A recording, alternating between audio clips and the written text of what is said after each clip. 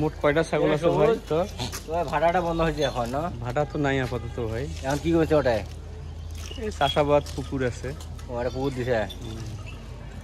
দেখি দেখাশুনে তুই করবেন শেষ? না দেখাশুনে করি, লিজ দিছি কিছু, লিজ আছে। মানে ছাগল কয়টা ভাই? সেটা ভাই 16টা। 16টা ছাগল। কি জাতের ছাগল ভাই? তোতাপুরি। সবই তোতাপুরি? তোতাপুরি আছে, বেঙ্গল আছে। এগুলো ছাগলের দাম কিরকম? 20,000, 15,000,